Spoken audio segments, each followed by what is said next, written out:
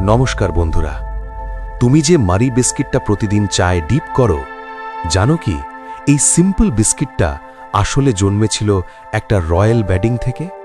হ্যাঁ, একটা বিস্কিট যার শুরু ইংল্যান্ডের রাজ পরিবারে আর শেষ ইন্ডিয়ান মিডল ক্লাস ড্রয়িং রুমে।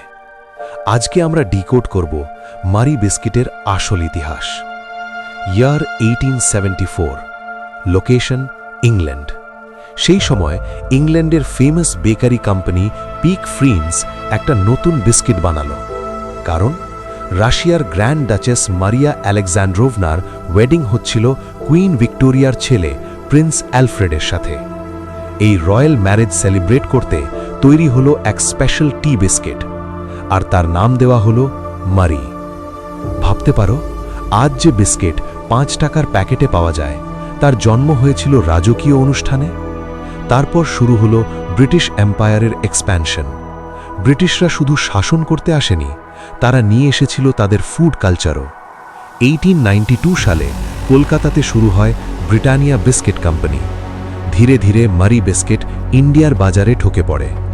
টাইম বদলালো, নাম হলো মারি গোল্ড। আর তারপর যা হলো সেটা ছিল কালচারাল ট্রান্সফরমেশন। মারি বিস্কিট শুধু একটা বিস্কিট ছিল না, এটা হয়ে গেল একটা হ্যাবিট। মর্নিং চায় মারি, হসপিটাল ভিজিট মারি, ট্রেন জার্নি মারি, গেস্ট এলে মারি। ডক্টরস বলতেন light and easy to digest. Middle class ফ্যামিলির জন্য এটা ছিল affordable luxury.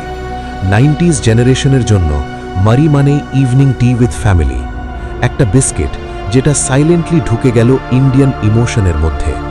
So next time যখন তুমি মারি বিস্কিট চায়ে ডিপ করবে, মনে রেখো, তুমি শুধু বিস্কিট খাচ্ছ না, তুমি টেস্ট করছো 150 বছরের রয়্যাল হিস্ট্রি।